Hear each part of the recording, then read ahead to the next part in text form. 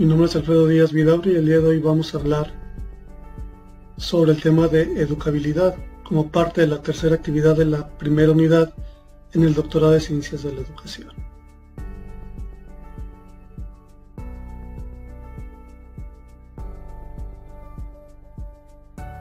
Según el capitán Díaz, en 1979, la educabilidad nace en la peculiar forma de ser del hombre, se desenvuelve en el equilibrio dinámico y se orienta hacia la actualización o realización personal. El hombre nace a la vida extramaternal en el momento de su mayor plasticidad y se proyecta al mundo en un encuentro fundamentalmente afectivo y bien preparado para ser influenciado y en condiciones de asimilar aquello que se le estimula, que es lo que conocemos como plasticidad. La plasticidad hace referencia al criterio cuantitativo, es decir, al gradiente de flexibilidad-complejidad, mientras que educabilidad se refiere a un tipo especial de plasticidad que solo puede ser predicada del hombre porque supone cambio intencional. El hombre es educable porque es capaz de comunicarse y para comunicarse requiere de la puesta en práctica de los oportunos mecanismos de apertura hacia todos los demás, lo que determina capacidad de elección a la hora de afrontar las diversas opciones que se le presentan. De acuerdo a Redondo, la comunicabilidad de saberes es algo inevitable y es evidente y se produce a través de procesos de participación y donación que coinciden en la relación profesor-alumno en la que interviene la comunicación personal. Ahora hablaremos un poquito de las características de la educabilidad. Son 4. La primera es que es personal. Esta característica confiere a la educabilidad la categoría de exigencia individual e irrenunciable y se genera desde la personalidad del individuo. Número 2 es dinámica. Mantovani nos dice que la libertad y la autoridad son dos términos ineludibles en la educación. El hombre no resuelve su vida si realiza su formación encerrado en los límites de su egoísmo individual.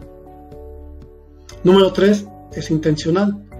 El ser humano es autónomo en cuanto ser individual, pero en cuanto se lo considera como deber ser, sufre influencias heterónomas que lo elevan hasta un plano ideal. Estas influencias hacen que dimane la intencionalidad como característica de la educabilidad. Y por último, son necesarias. De acuerdo a Formoso, la educabilidad es necesaria porque sin ella el hombre se vería privado de posibilidades de autorrealización, de personalización y de socialización. Ser educable y poder llegar a ser hombre es la misma cosa. Ahora hablaremos de los límites de la educabilidad. El problema de los límites de la educabilidad fue tratado desde varias perspectivas de análisis, pero han sido 3 las que aglutinaron a un mayor número de defensores: la herencia o pesimismo pedagógico, el ambiente u optimismo pedagógico y la herencia y ambiente, que es el optimismo moderado. La herencia o el pesimismo pedagógico es la postura radical defendida por la corriente genetista del siglo XIX, desde Galton, que afirma que la educabilidad es prácticamente nula.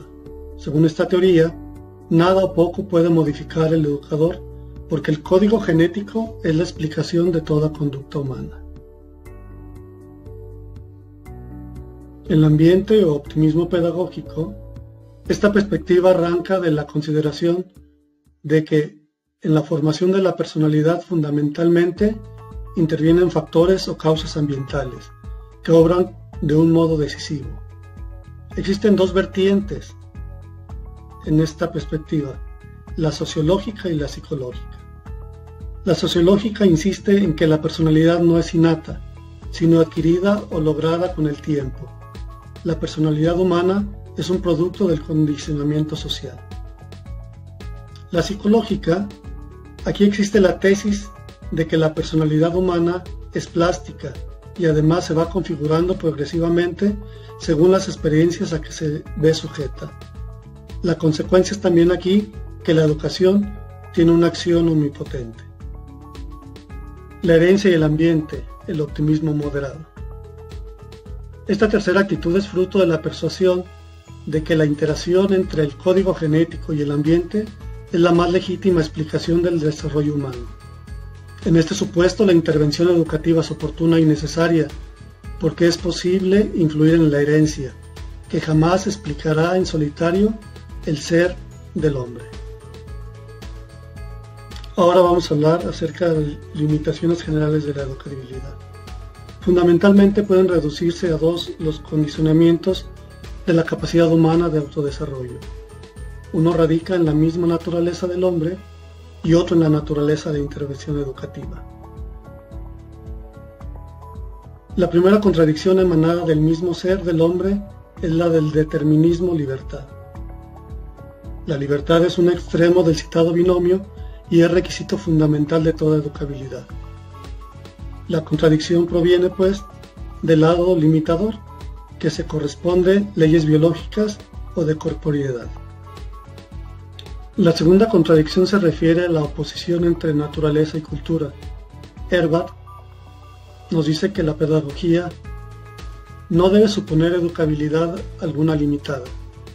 La determinabilidad por la educación está limitada por las circunstancias de la situación y del tiempo. Podemos resumir, pues, que hay tres tipos de limitaciones concretas.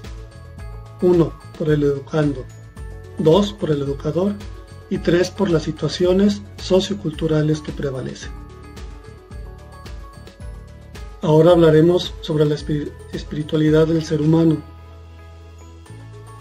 Las teorías espiritualistas sitúan la educabilidad en el espíritu del hombre y por tanto la consideran categoría perteneciente esencialmente al espíritu, y así lo define San Cristóbal. La educabilidad es una categoría general del espíritu, incide en el espíritu humano y se manifiesta en sus funciones. Solo el hombre puede ser sujeto adecuado de educación, por cuanto solo es poseedor privilegiado de la dimensión espiritual. Ahora, y por último, hablaremos sobre las teorías personalistas. Se considera que la educabilidad surge en la unidad sustantiva del hombre como persona. La educabilidad aparece insertada en las posibilidades de todo ser humano como persona, entendiendo en términos de Max Scheler la persona como una expresión de la naturaleza y del espíritu. De ahí que solo tenga sentido una educación orientada hacia la totalidad del ser humano.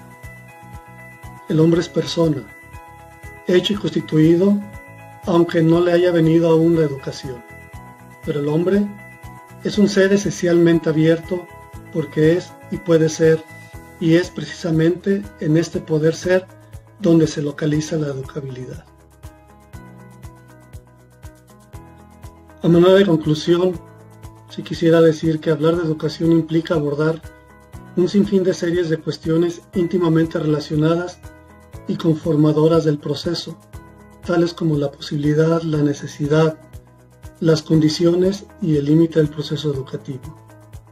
La educación necesita de la acción de dos elementos, uno con capacidad de influenciar y otro capaz de ser influenciado.